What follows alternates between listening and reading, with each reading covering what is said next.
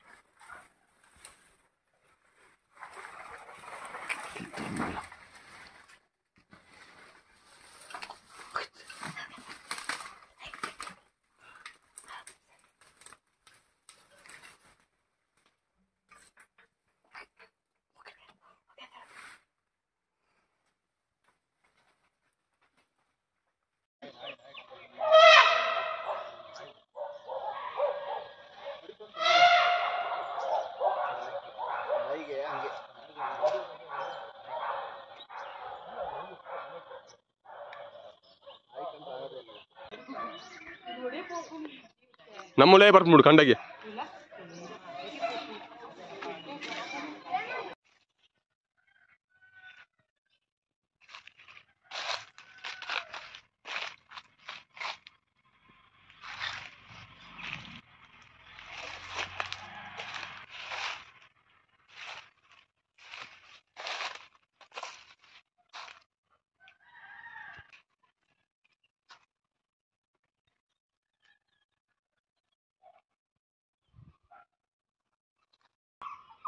ಈಗೊಂದು 2-3 ದಿವಸದಿಂದ ಆನೆ ಬಂದು ನಮ್ಮ ಜಮೀನಲ್ಲಿ ಒಂದು ಹೆಚ್ಚು ಕಡಿಮೆ ಒಂದು 80 ಅಡಿಕೆ ಮರ, 8-9 ವರ್ಷದ ಒಂಬಾಳೆ ಬಿಟ್ಟು ಇನ್ನೇನು ಅಡಿಕೆ ಆಗುವಂಥ ಮರಗಳೆಲ್ಲ ಬೀಳಿಸಿ ಹೋಗಿವೆ.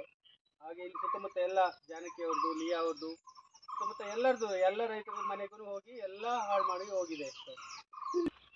ಈಗೊಂದು 5-6 ವರ್ಷದಿಂದ ನಾನೊಂದು 900 ಅಡಿಕೆ ಹಾಕಿದ್ದೆ.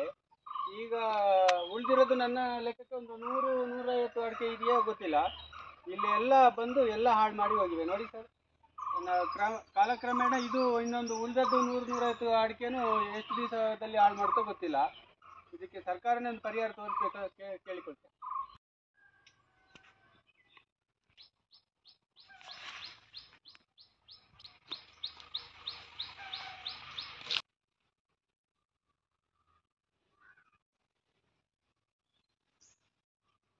ನೋಡ್ಲ ಮರ ಬಲ್ಪ್ ಬೇಯ್ದಿತ್ತು ಅಂಚಜ್ಜದ ನಾನೇ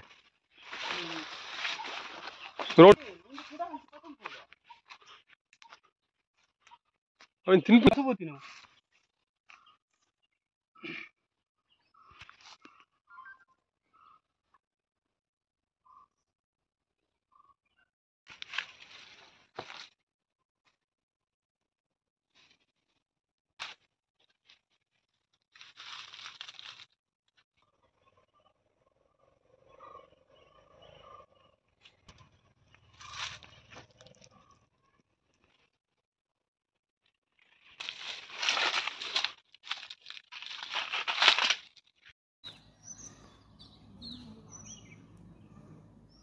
ಅವು ಚಿಗುರು, 100 ಚಿಗುರು ಇದೆ.